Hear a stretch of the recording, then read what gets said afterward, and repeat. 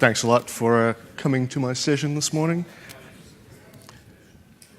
Really appreciate the efforts, especially given that it's the first session after the big party the night before. I was struggling a bit to get up this morning, so yeah, really do appreciate you coming along.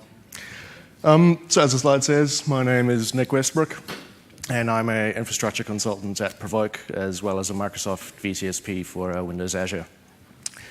So I've been working with Windows Azure for about the past 2 years now. And I've been lucky enough to be involved in building some pretty cool projects for some of our customers. For example, you probably would have seen the All Blacks app that was demonstrated during the keynote address. Yeah, it's really cool to be able to bring the power of Azure into solutions that we can deliver to our customers. But in addition to customer solutions, we actually use Azure quite extensively in-house at Provoke as well. Predominantly to increase service availability to our international offices, as well as keeping infrastructure costs down. So today, I'd like to talk to you about Windows Azure in the enterprise. I'm going to be running through a couple of the Azure services that we use at Provoke, give you an idea of how we use them, and hopefully give you some ideas as to how you can actually use Azure as your own data center. So to cover that, I'm going to be running through 3 questions today. Firstly, why cloud? So why would you actually want to put your services in the cloud? Secondly, why Windows Azure? So what makes Windows Azure a pretty good choice as a cloud services provider? And thirdly, how can I use Azure in my company? Where I'll be running you through a few scenarios and showing you ways that we've actually used Azure at Provoke. So firstly, why cloud? Well, there's really 3 driving forces behind the adoption of cloud today, those being speed, scale, and economics. Now, speed is more than just the performance of the actual machines that you'll be running up in the cloud. It's also the speed of provisioning these machines, building them up, tearing them down, and also the delay that it usually takes to actually get a machine up and running. When you find when you go to the cloud, that delay shrinks down to next to nothing. Along to scale. Scale includes things like how easy it is to deploy 1,000 instances of a machine if you really needed to do that. And also scale also includes reach. So a lot of us have data centers here in New Zealand, but what about if we have customers around the world, or if we have other branch offices around the world?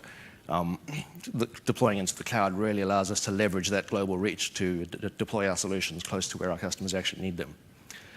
And thirdly, economics. This is a pretty key factor in cloud adoption, in that you actually only have to pay for what you're using, exactly when you want to be using it. So there's no need to over-provision resources to cater for worst-case scenarios. You can build it small and scale up exactly when you need it. If you don't need that capacity anymore, it's really easy just to scale down. Included in economics as well is obviously there's some pretty low barriers to entry. So if you're a small company starting up, you really don't want to be going out there spending hundreds of thousands of dollars on STAN equipment and your own servers, when a lot of that functionality can actually be produced straight out of the cloud. So yeah, some very key points driving cloud adoption at the moment. So in addition to the benefits that cloud provides us, there are obviously also a few challenges as well. First of those, you could say, well, how does cloud integrate with my existing IT investments? So if I've already gone out and bought our own data center equipment that's sitting on premises, why would I want to go out and actually deploy some stuff to the cloud? Well, that's a pretty key thing to keep in mind. And also you want to make sure that the way that you interact with your equipment on premises is pretty similar and aligned to the way that you use it in the cloud as well. Because otherwise you get that bit of disjunct where you have like one team managing cloud stuff, one team managing your on-premise stuff, and it just gets a bit confusing. So in choosing a cloud services provider, you really need to make sure that the way that their cloud works is the way that you work internally as well. Second challenge, what about my mixed IT landscape? So while Microsoft may love and hope that you use their entire stack for everything, there are quite a few companies out there that actually do run Linux machines. You may run Oracle databases. So it's purely not just a solid Microsoft-only solution or one vendor-only solution. Choosing a cloud services provider, you really want to make sure that they support a wide range of solutions that you use. Thirdly, probably most importantly, quite a big one, what about security and compliance? Obviously, when you have your own equipment and you're in charge of whatever you're doing on premises, you can be very stringent in your security requirements. You can control access to who actually gets into that environment and not. You know your sort of passwords and security stringency around that. So you really want to make sure that your cloud services provider has at least the same level of security stringency as you do.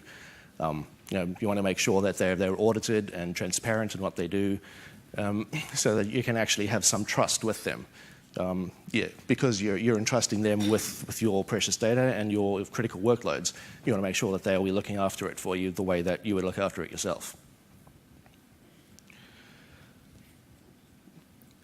So we've seen a couple of benefits and challenges to cloud migration in general. So first being, one of the first benefits is it allows you to focus on your service and not managing hardware. Secondly, you pay for exactly what you need when you need it. Third benefit, it's really easy to deploy, tear down, and change scale in an instant. But we have to keep those challenges in mind as well. Does the cloud service work with what I've already got? Is it stable, secure, reliable? And can I really trust it? So keeping that all in mind, answer our second question, why Windows Azure? What would make Windows Azure a really good choice as a cloud services provider for you to trust your enterprise data with and workloads? Well, before we get on to why Azure, it may pay just to give a brief overview of what Azure is. I know a lot of you probably know this already, but in case there's some people in the room that are wondering what Azure is all about, I'll give you a brief overview. So essentially, Azure is a collection of cloud services from Microsoft. These cloud services are highly scalable, flexible, and very robust. So you can see that from the diagram, the cloud services are essentially grouped into 3 different levels. We have our infrastructure services, data services, and app services. You can think of each of these services as a building block to put into building an entire solution for you. So the infrastructure as a services, or IaaS bit at the bottom, is probably what most of us are very familiar with. Sorry. Because most of us, I think we're probably IT pros in the room. So we deal with virtual machines, virtual networks, VPNs, that sort of stuff all day. It just makes sense to us. The bit that we're not that familiar with probably is the PaaS, or Platform as a Service options. So Platform as a Service is where you really get the cloud benefits, locking in things like immediate scalability and almost infinite flexibility. Because you don't need to worry about the underlying infrastructure. You basically just instruct Azure or a cloud service provider to do what you want it to do, and it scales out and handles all the grunt work in the background for you. So, for example, if we were going to build a web farm using the traditional IaaS methods, we'd have to start off with building a network. So we'd deploy a virtual network. We'd have to deploy a SQL Server backend, which could take a while to set up. Then we have to deploy our front ends. So start with one box, and if you think that perhaps in a few weeks' time you'll need a lot of capacity, you probably want to start planning for that up front and deploying some new machines, maybe get them ready, turn them off until they're ready to go, but it's quite an effort usually. And you have to worry about all other mundane tasks as well, like manual configuration of each of the machines, worry about like Windows patching, SQL Server patching. There's a lot that goes along with that, and security issues like antivirus. So even though IaaS gives us a lot of flexibility to do pretty much whatever we want to do and host whatever workload we want up in the cloud, it doesn't actually lock in a lot of the benefits that the cloud services actually do provide. So contrasting that, if we actually had to deploy the same service with Platform as a Service, what we would do is deploy a SQL database. You saw during Scott Goo's presentation at the keynote how quick that was. Sort of within a couple of minutes, you have a database ready, good to go. No need to build the server around it. No need to worry about underlying security issues and all that. It's just good to go, and it's ready for your use in a couple of minutes. In addition to that, we just build a website. So we use our website service in Azure, deploy our site to it, hook it up back to the SQL database with a connection string, and boom, we're good to go. If we think that traffic is going to be increasing within the next week or so, we really don't need to do much about it right now. When it does increase, it's easy enough just to scale that out and produce multiple instances of our website. And Azure actually has a service called Autoscale, which you've probably seen as well, which allows that scaling process to happen pretty much automatically. You give it some parameters that you want it to be in, and that ensures that your service is always running at peak performance whenever you need it, and you're saving money by not having to over-provision for data that, for a service that you don't really need that level of serviceability.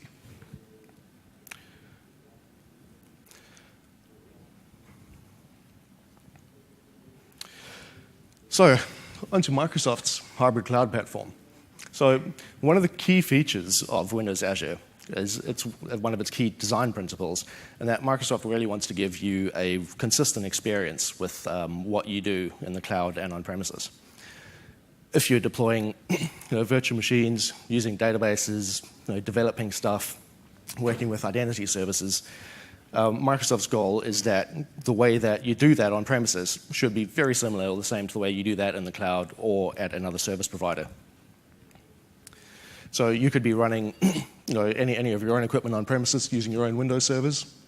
You could be deploying up to Azure or at another service provider using, for example, Windows Azure Pack. Don't know if any of you went along to Stu Fox's presentation yesterday. It was pretty cool, interesting. Essentially Azure Pack allows you to take the experience that you get in Windows Azure Online and bring that on premises or at your service provider. So the way that you interact with machines online and on premises is pretty much identical. Also, the tools that Microsoft has that you're probably using at the moment, things like Hyper-V, any Hyper-V machine that you're running on premises at the moment, it's really easy to just shift that up into the cloud, turn it on up there, and it just works. There's essentially no difference. SQL Server Management Studio, if you're using that at the moment to connect to your on-premises SQL Server databases, it's exactly the same tool that you use to connect to SQL Azure databases. It's just really easy. You don't need to worry about changing tools. It's a single consistent platform and a single consistent experience. So it's the question of scale. Microsoft currently has Windows Azure around in 8 data centers around the world. You can see that it gives us a lot of ability to actually deploy our service wherever we need it to be. If you have customers in the States, you can use an Azure data center in the States to deploy a website close to where they are. Or if you have a branch office in the States, it'll probably be a lot easier and give your users in the States a much better experience to actually have some servers located close to them rather than having to constantly come back to New Zealand to get the data that they need. Using Azure as well as your service provider actually gives you a consistent experience again in that you don't need to worry about dealing with separate cloud providers all around the world. You don't need to, say, for example, do some research in the UK as to what a good cloud provider would be. If you're already using Azure for your services down here in New Zealand, it's the same experience just to deploy out into the States. And some pretty good news for us in this part of the world. Microsoft's announced that 2 data centers will be joining us, being deployed in Australia, probably, and will be online next year. So that could also allay some issues around data sovereignty. If you're more trusting of the Australians to look after your data than the Chinese, it's up to you. It does come up in conversations quite a lot with customers as to where their data is actually stored. So storing it closer to us over in Australia could allay some of those fears. So, on to our third question then. Oh, sorry, question? Do you know when the data centers are coming online? When they're coming online? I think second quarter next year, from what I've heard. Yeah, so second quarter next year, you can expect that to be there.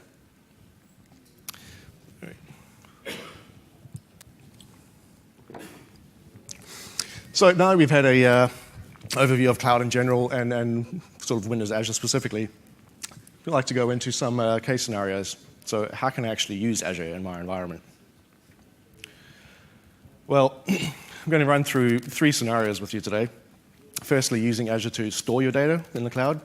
Secondly, to extend your infrastructure. And thirdly, to expand your reach. So into my first scenario. We've probably all seen graphs like that before.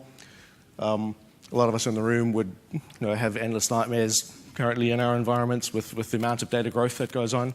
A lot of studies have gone into studying how much growth occurs in data environments. The likes of IDC and Gartner have said that data compounds by, I think, like 60% annually, which is pretty high. And us in our own environments, we need to make sure that we can actually serve our business and cater for that growth. But that usually means having to sort of buy extra SAN equipment and extra hard disks and all the manageability that goes around with that, worrying about backups, and it's really quite a mission. The interesting thing, though, is that even though data growth does sort of go exponentially like that, the amount of data that we actually use is only about 20% of all the data that we have. So there's this chunk of data, sort of around 80% of data that's just sitting there on our hard disks, on our SANs, in our environments. And we're constantly having to worry about this. So instead of having that in our environments when we don't really need it, we can see that it's a pretty key opportunity to move that amount of data up into the cloud. If we don't need it highly available currently on premises, we can just shift it away. We know that it's going to be perfectly safe up in the cloud, but we don't actually need to worry about buying extra hard disks and constantly increasing our storage capacity on premises.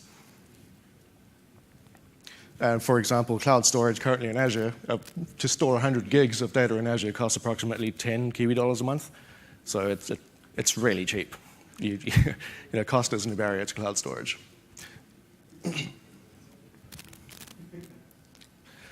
So you may also be wondering about high availability. How do you know that, sorry, I'll get questions after this. How do you know that your data is actually safe in Azure? Obviously, on premises, you've got RAID arrays, and you can make sure that your data is split around, and that there won't be any issues if you lose. There's like sort of no single points of failure. Well, for every piece of data that you upload into Azure, say, for example, from New Zealand to the Singapore data center, when it arrives there, the Azure Fabric actually produces 3 separate copies of that data. So even if one of their storage clusters fails, there's another 2 copies available, and these fail back automatically, so you won't even notice that there's been an outage. And this level of redundancy actually doesn't cost you anything either. It's all included in that initial price. If you want a higher level of redundancy built in, you can actually tell the Azure Fabric to mirror that data to a sister data center. So the sister data center of Singapore is Hong Kong. So that's enabled through a feature called geo-replication. So when it arrives in the Hong Kong data center, your data actually gets copied a further 3 times. So in effect, you've got 6 copies of your data sitting out there. So the chances of all of those going down is pretty remote to none. So you really have no worries about whether your data will be available to you when you give up sort of control of it, sending it into the cloud. So what's the cost of the application? It's a little bit extra, but really nothing much at all. Oh, it's not double. No, it's not double. No. Yeah. You may think that's 2 cents a gig more. There we go. For the geo-replication. So it's really nothing. So yeah, you may think that the whole deal about moving your data into the cloud would be a manual process. You can absolutely do that. Set up your own storage accounts up in Azure, copy whatever data you don't want on premises, move it up there, and it'll all just sit there happily forever after. You don't need to worry about backing it up or anything. It just works. If, though, you want to have active data management on premises, there's an awesome device called StoreSimple, which Microsoft acquired this company a couple of years ago. And what it does is essentially it's a SAN system. It presents itself as a regular iSCSI SAN for all intents and purposes, which provides the usual sort of SAN features like tiered storage, deduplication, and everything else you'd expect. But one of the key features of StoreSimple is that one of the tiers it has is actually a cloud tier. So it can automatically work out which bits of data you regularly access, keep those on fast SSDs inside it.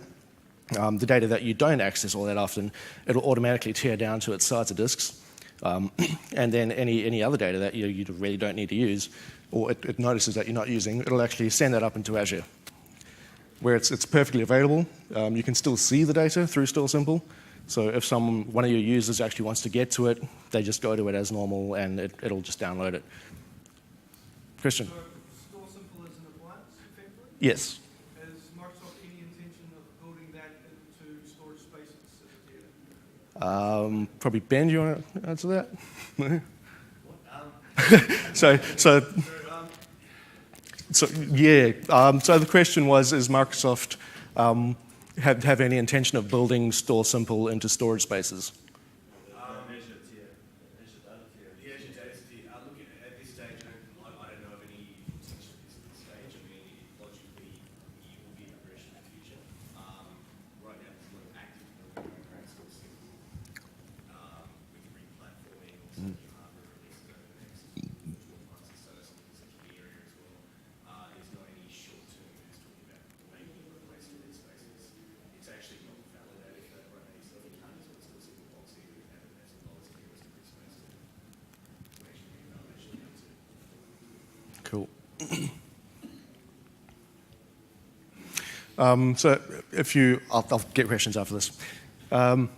There's a lot of reading online, some awesome case studies. If you head over to the Store Simple website, a lot of them relate to sort of American experiences of it, but if you get hold of your local Microsoft representatives, they'll absolutely give you some local case studies.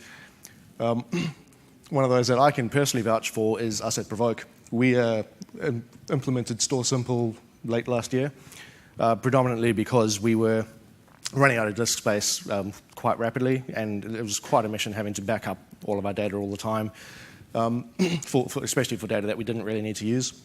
So we put Store Simple in, and currently we have around 150 gigs of Azure storage used by Store Simple, which only costs us about $20 a month.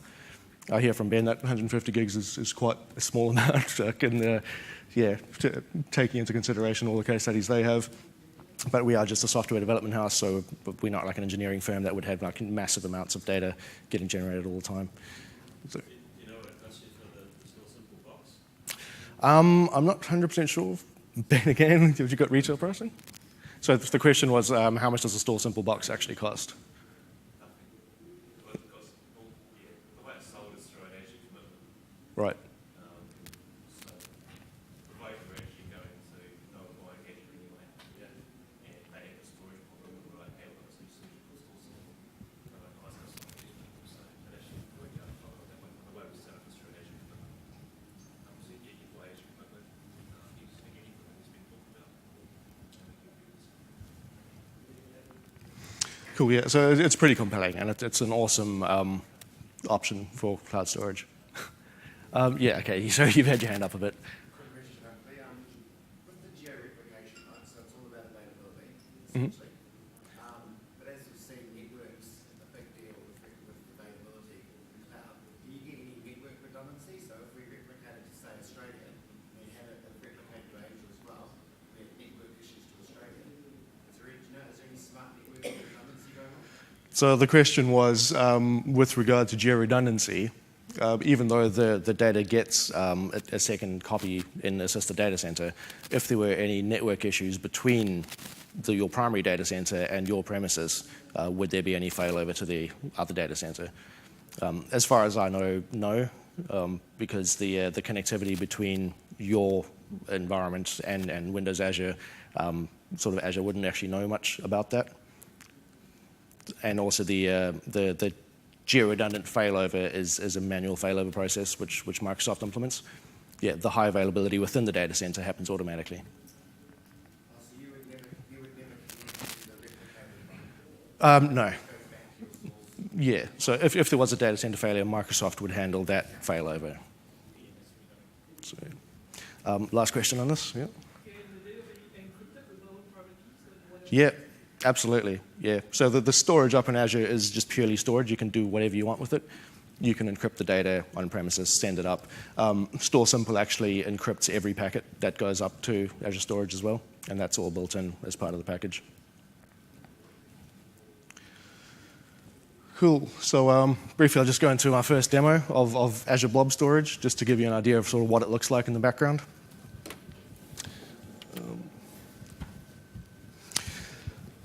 So here we have our Azure Portal, which most of you have probably seen plenty of times now.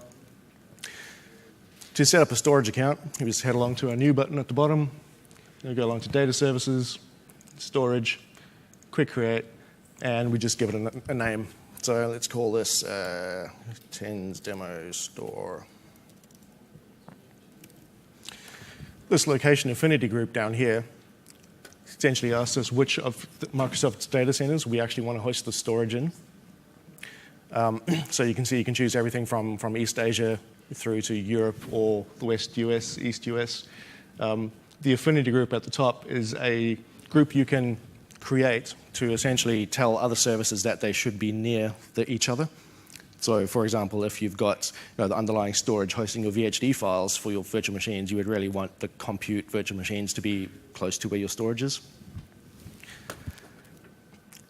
So I'm just going to select a affinity group I set up before, and you see that here is the checkbox that says Enable Geo-Replication. So even though you can uncheck that, I mean, for an additional, as a 2 cents a gig, it's really not necessary. You may as well have that extra level of redundancy built in. And then we just say go. So that will take a couple of seconds to create, but there is one that I've created earlier called TENS Demo 1. So you can essentially think of TENS Demo 1, my storage area, as a giant infinite hard drive up in the cloud that you can do whatever you want with. Just like a regular hard drive, though, you probably need to partition it before you can actually put some stuff in it. So these containers in Windows Azure, you can essentially think of like partitions or just big folders. So to actually use this, we have to use a third-party app to connect into Azure Cloud Storage, because it's not sort of intended to be like a link into your Windows Explorer environment. It's predominantly used for other applications to store data in, like, for example, Store Simple, or for storing your VHDs for your virtual machines. But we can still actually get into this through a third-party app. So if you head across the dashboard here, and you'll see this button that says Manage Access Keys. If I click on that, you'll see I have my storage account name and 2 access keys that I can use to get into the storage. The reason for the 2 keys is that you can actually cycle them around if you think that it's time to refresh your key, to make sure that if someone has randomly come across it, you can sort of revoke that key and generate a new one. But that would obviously cause an outage in your service if you did that with only 1 key. So you can change over to your alternate key while you're regenerating your first key and then swap back again. So I'm going to use a product called Cloudberry Explorer, which you can get off the net. And I'm going to go add new Azure Blob storage account. Display name, let's call it Demo. The account name, I'm going to paste in my account, TENS Demo 1. And then I just head back into the portal, and there's my primary access key. I'm going to copy that. Go into here, paste it. That's my shared key. Test connection. Connection success. We go close, OK, and boom, I'm into my Azure storage environment. So you can see here 2 containers that I've set up before. If you want to make an additional container, it's easy enough. Click on that, say demo, and you can see we have 3 access control options. We have full public read access for blobs only, or no public read access. So here I'm going to say no read access, go OK. It's created my container for me. Go into there, you see there's nothing inside it at the moment. If I want to upload something into there, I just go to my machine, find any file I want, say install exe over here, drag it across, copy the items, it'll upload 22%, 100%, and boom, it's in there. So as you can see, you can actually sort of use Azure Storage as your own sort of SkyDrive, but it's not really intended to be used that way. For example, if I look in my VHD containers, you can see here's 2 VHDs that I have for virtual machines that I'm running in Azure as well.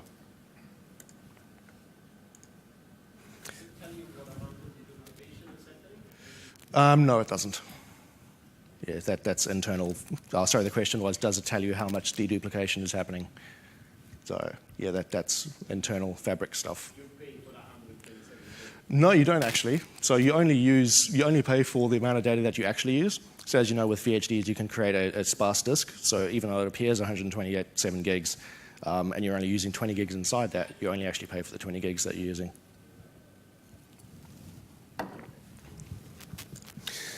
So that was storage.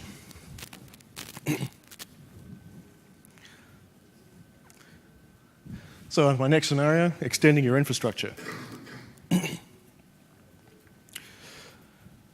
So say, for example, we have our on-premises data center, which a lot of us do at the moment, and we're running out of space, and we come to the decision that we either need to buy additional equipment so that we can run more virtual machines or whatever.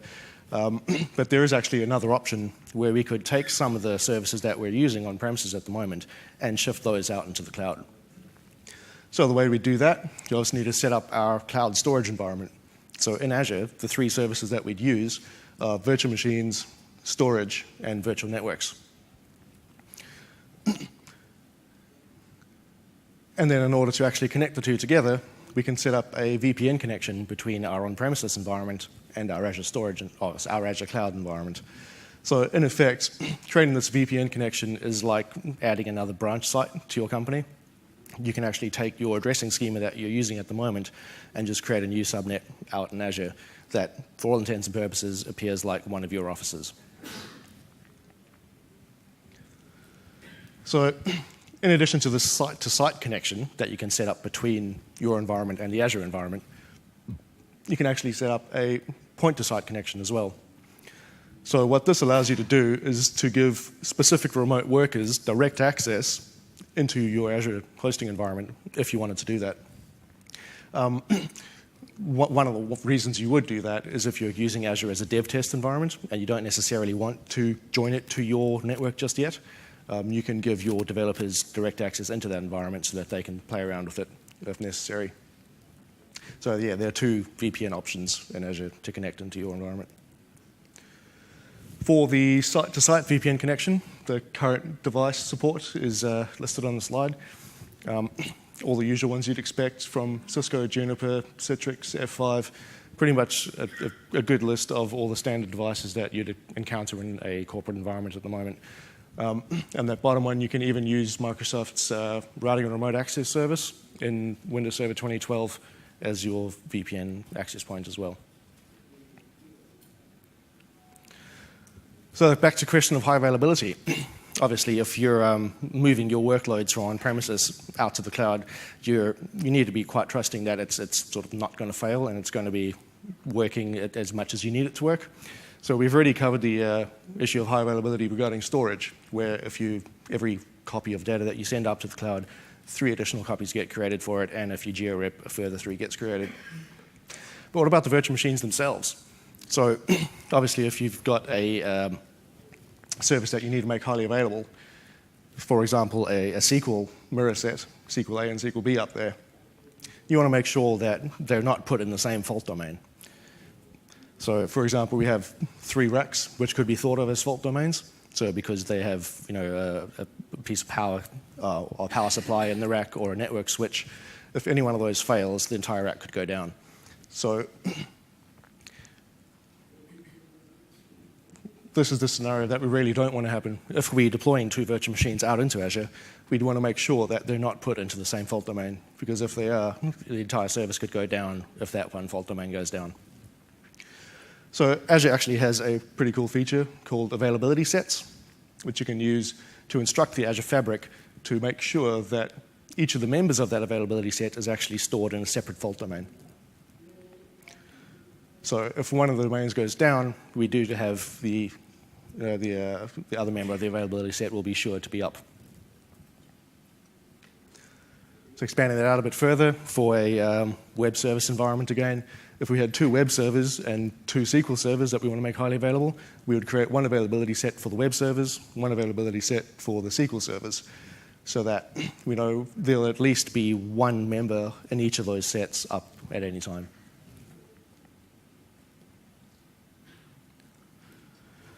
So what we've done at Provoke, as I said before, we've used Azure infrastructure quite extensively in-house. One of the key things we found that it's good at is in replacing your DMZ. So any machines that you'd usually have in the edge of your environment where you're controlling access from the internet, it's a pretty good option to actually just use your Azure environment to do the same thing.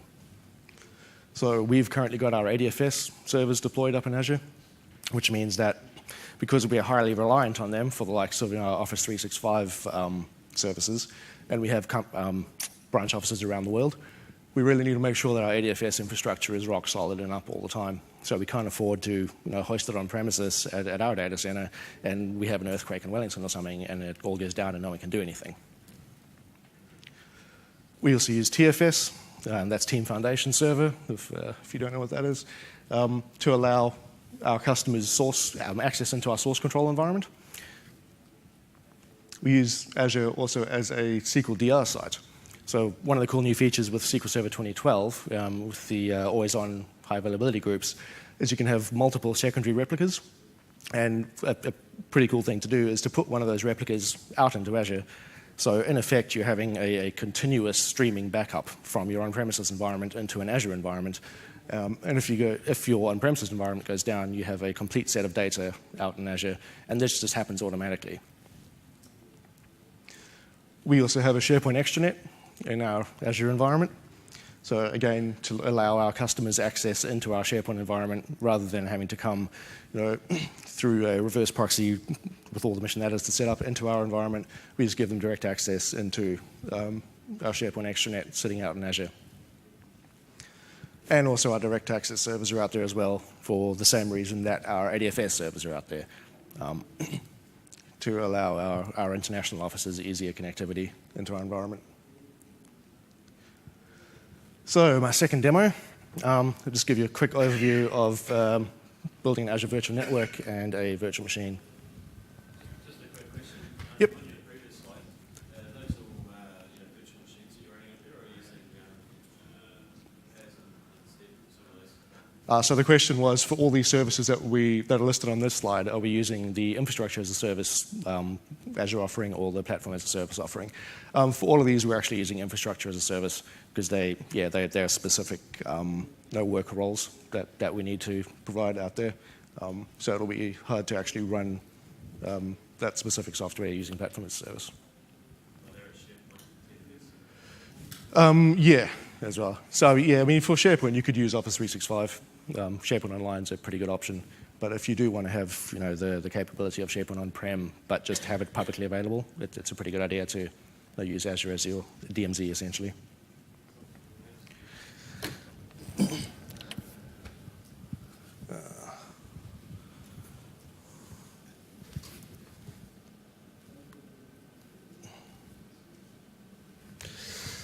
All right. So we head back into our Azure Management Portal, where all the magic happens. So to set up a new virtual network to house all of our services and to connect back on premises, we just go New, Network Services, Virtual Network, say Custom Create, and we're asked for a name for it. So let's call this TensNet 11. Here's our affinity group question again. So where do we want this network near to other services? I'm going to stick it in the affinity group I created before. Go next. Then we have an option to enter some DNS servers into here. So if we're going to be connecting this Azure network back on premises over our VPN connection, we can actually put our on-premises DNS servers in here so that any of the machines on the network will be able to use your on-premises DNS servers for name resolution. These two checkboxes, so the first one at the top, configure point-to-site VPN, that allows us to essentially use certificate-based VPN connectivity and give those out to any users that we want to connect directly into our Azure environment. Other option at the bottom is the site-to-site connectivity, which allows us to download a script essentially to run on our perimeter firewall, which will allow us to set up the VPN connection to go site-to-site. So I'm going to leave all that blank for today. And then we get to specify our addressing range. So as I said before, you can essentially think of your Azure data center as just another branch office or another one of your data centers. So whatever IP addressing schema that you're currently using, you can actually map out into Azure as well. So you can see we can select our address space, anything in 10 network in 172 or 192. Leave it at 10. Let's set the CIDR address count. And then out of that big address space, we can carve out subnets if we want as well. So I'm going to leave this one called subnet 1 on the 10 network, and I'm going to give it a subnet mask of /24 to keep things easy. And you can see that we have an addressable range of 10.0.0.0 to 10.0.0.255. So we can deploy virtual machines in that network using that addressing range. Whatever fits in with what you're currently using. So from that, I'm just going to go OK. And Azure will go ahead and create that virtual network for me. But again, here's one I've set up before, just to save some time. So now that we've got our virtual network set up, we can stick some machines on it. So again, I can go back down and go New, Compute, Virtual Machine, from Gallery. And I get to choose any image that I want to deploy this virtual machine with. So there's some pretty cool options in here, everything from sort of standard Windows Server 2012 data center, you can see at the top. We've got an R2 preview, if you want to deploy that and start playing with 2012 R2. Even got a SharePoint trial, so you can deploy a SharePoint server with the binaries already installed. All you need to do is get in there and configure it. We have some SQL Server 2012 images, 2014 even, if you want to start playing with the new features there. Down to regular 2012. BizTalk servers, Visual Studio, if you want to deploy that image, and even some Linux distributions. So for today, I'm just going to choose the one at the top, Windows Server 2012. Give them a virtual machine a name. So let's call this VM10's demo, whatever. And then have options of sizes. So we have everything from an extra small VM with a shared CPU core and less than a gig of RAM, right the way up to 8 CPU cores and 56 gigs of RAM. So you can choose which scaling level you want to use for your VM. And this is changeable as well afterwards. So if you want to sort of start small and then reassess your needs as you go on, you can absolutely do that. So I'm going to select a small size. New username, password.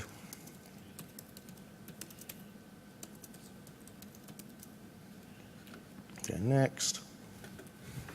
It asks us to create a cloud service. So a cloud service is essentially just a container for VMs, and it's sort of the public face of the virtual machines inside there. So since I don't have one at the moment, I'm just going to tell Azure to create me one. So my cloud service name is just the same as my VM name. Region or affinity group. So like before, we could select an affinity group of the one I created before to make sure that this service is stored close to other services in the Azure Data Center. Or I can select a specific region I want it in. But for this demonstration, I want this machine on the virtual network that I just created. So I'm going to choose 10's net 11. And then subnet options. I only created one subnet out of the addressing range earlier. So that's my option over there. And then storage account. So I can get Azure to automatically create me a new storage account to host the VHD for this virtual machine in, or I can use one of the storage accounts I've previously configured. So I'm just going to use 10's demo 1 as my storage account. And then here's the availability set question. So since this is only a single machine, I don't really need to put it in an availability set, and I don't really care if it fails or not. But if you're deploying multiple machines and to set up a high availability scenario, you would absolutely want to put them in an availability set. So I'll leave that as none for the moment. Go next. And then I have options for public endpoints. So you can think of these as the sort of network address, port address translations on our external firewall. So by default, we're prompted to create a remote desktop access point and a remote PowerShell access point. If we're never going to be using remote PowerShell against this machine, we can easily enough just delete that. You probably want to leave remote desktop there, otherwise you won't actually be able to connect into your machine publicly. If you want to increase security on that, you can remove it if you have your site-to-site VPN connection set up, in which case you can connect to your virtual machine over the internal IP address, which you've just assigned it. If this machine is going to be used as, say, for example, a web host, I can add an extra endpoint in here for HTTP which would map public port 80 to private port 80 in the inside of the network to allow the HTTP traffic to come through. So then I can just click OK, and it'll go ahead and create that VM for me on the network I specified. So because that could take a little while, again, here's one I prepared earlier. And if we go into the dashboard, you can see some performance stats of our machine. Should come up in a second. So see, it's doing pretty much nothing at the moment, but you get some pretty interesting stats out of that. And you can see if you, if the current scale that you've got for that machine is working for it, or if you need to scale it up.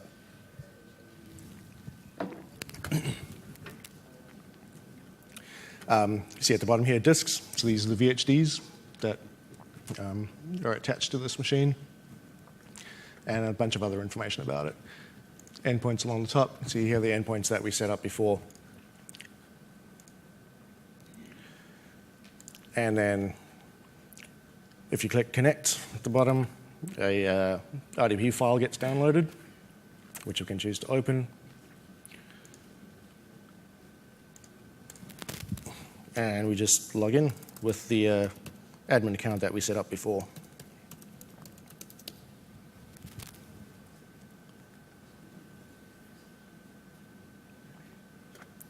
And you'll see from that, it's just a regular RDP connection, opens up a remote desktop window, boom, you're inside the machine once it gets there, and you can pretty much do whatever you want with it.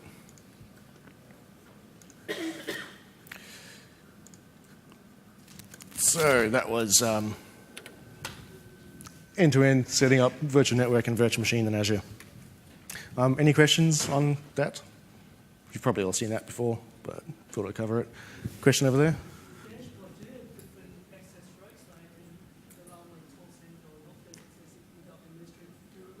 Oh, sorry, could you repeat that? No, we don't at the moment, unfortunately. I think that's right. Yeah. So yeah, I think that's that's been mentioned and asked for before, but we'll probably get there in the future. But for the moment, there's only a single administrative access, to the actual control panel. Sorry, Joe. So you can monitor the store. So if you're using operations manager, there's that Azure management thing, so you can monitor your VMs on Azure just like you do your manager VMs. Yeah. Yes. Yes, that's a viable alternative than connecting into the management portal. So onto my third and final scenario, expanding your reach. So this is a pretty interesting and key topic for us down here in New Zealand. If we have companies here, sort of headquartered in New Zealand, we usually tend to have a lot of infrastructure sitting down there at the other end of the world. If we have customers or other branch offices around the world, say for example in Australia or Europe or the US, it's quite a mission for them to actually get to that data, and then they run into all sorts of issues around latency and just quality of service of your service that they perceive. So it's not ideal to serve everything out in New Zealand if you have a global reach. So obviously, because of the scale in Windows Azure, we have data centers all around the world. So if you have customers in the US or wherever, you can actually deploy a copy of your service out in each of those data centers to make sure that it's close enough to where your customers or employees are, just to make sure that they get some good level of service out of that. You can also deploy a customized version of that service tailored to that local environment. And again, because you're dealing with Azure, it's the same interface whether you're deploying it in Singapore or the USA. You don't need to go out there looking for another cloud provider who perhaps may not be in the region that you want to be in. So yeah, the benefit of that obviously is Australian users can access the data center in Singapore, and the other users around the world can access their respective data centers. So taking service to your users, a couple of examples. You can build websites with global scale. So if you have, again, you want a tailored website to your US audience or UK audience or your Asian audience, you can deploy an Azure website using the PaaS option even to make it really infinitely awesomely scalable, and deploy that to data centers close to where your users actually are and where they're going to be using your service. You can deploy local servers for international offices. which makes a lot of sense if you want to keep a large amount of data close to where users are, rather than them having to go over the internet, you collect it from New Zealand and bring it all the way back to them again. And you can also improve the performance with Traffic Manager. Traffic Manager is a pretty cool feature in Windows Azure, which has been around for a while, but has only recently been available to access through the App Management portal. So I'll give you a quick demo of that.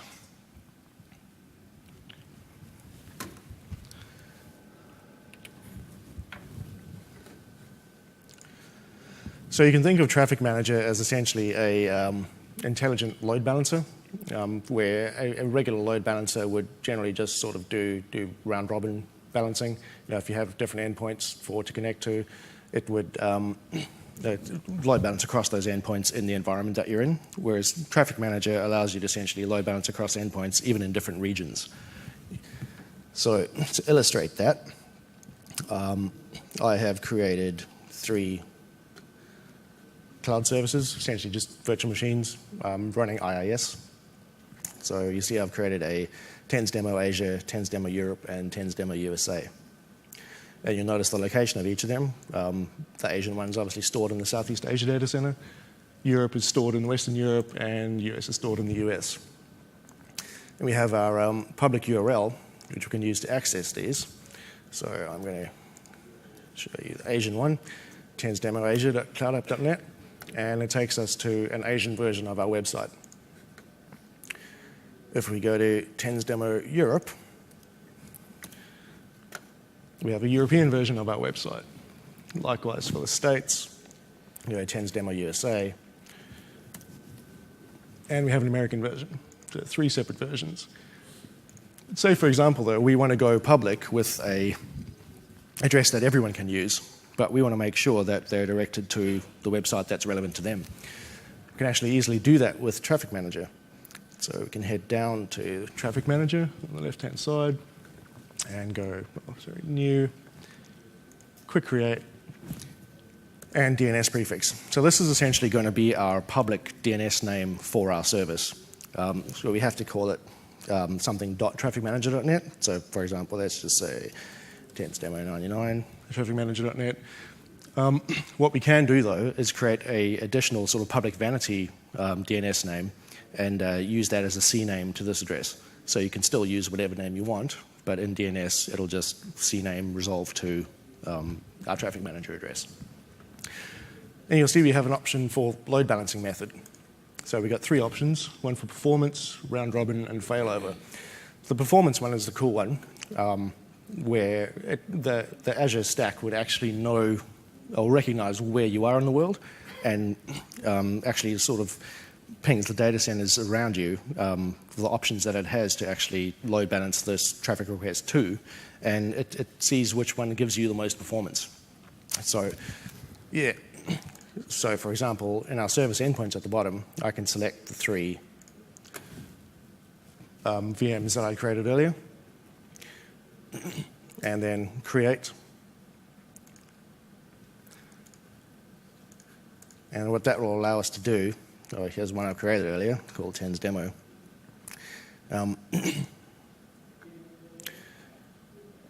You'll see that if we go to the public URL for this, tensdemo.trafficmanager.net, and I paste it in and go enter, it'll take us to the Asian data center version of the 3 options it had, because Azure notices that I'm closest to the Azure data center, so I'd likely have the best performance out of that region.